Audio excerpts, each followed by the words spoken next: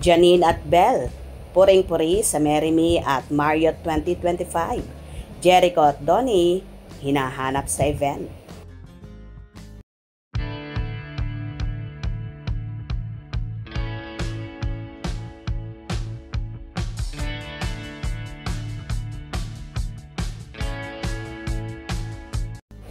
Pinagkaguluhan ng mga guests sa Marry Me at Marriott 2025, sina Belle Mariano at Janine Gutierrez, nitong Huwebes ng gabi sa Marriott Grand Ballroom, Newport World Resorts. Gandang-ganda mga VIP guests sa dalawang kapamilya stars. Puring-puri rin nila ang pagiging generous ng dalawa sa mga fan na gustong magpa-selfie sa kanila. Chika ni Belle, dumalo raw siya sa event para suportahan ang celebrity, fashion designer at kaibigan niyang si Francis Libiran. 5 taong pa lamang nagulang daw siya ay dinadamitan na siya ng nasabing fashion designer.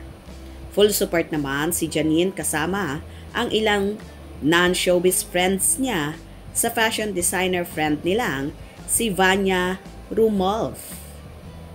Bongga ng bridal fashion show na ito dahil pawang Alistair celebrity fashion designer ang nag-participate sa Marry Me at Marriott Philippine Gratus Gala at nakipag-collab pa sila sa sikat na event creative stylist na si Gideon Hermosa.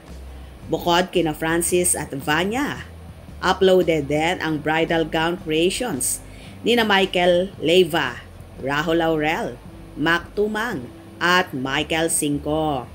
Nakakaloka lang dahil kahit sa ganitong kasosyal na event ay managhahanap kina Donnie Pangilinan at Jericho Rosales kina Belle at Janine.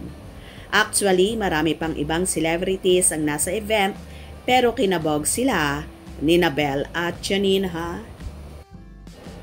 Hindi nga maiwasang hanapin kina Belle ang kanyang ka-love team na si Donnie Pangilinan, samantalang hinahanap din kay Janine ang nobyong si Jericho Rosales. Sa naturang event ay tila hindi nga kasama ang kanilang partner dahil siguro hindi sila part or invited sa naturang fashion show na yon. Anyway, hindi man kasama ni Janine si Echo pero nagkita naman sila ng anak ni Echo na si Santino Rosales kung saan present din sa naturang event at nagbeso-beso pa ang soon-to-be madrasta at si Santino na tila close na close nga ang dalawa. Hindi naman mapigilan ng ibang mahahaderang chismosa na iship si Janine kay Santino at sinasabing bagay daw sila kumpara kay Jericho. For your information, respeto lang po kay Jericho. Huwag pong gawa ng kulay at pilit iship si Janine sa anak ng nobyong ni Jericho na si Santino Rosales. Dahil kabastusan po ito.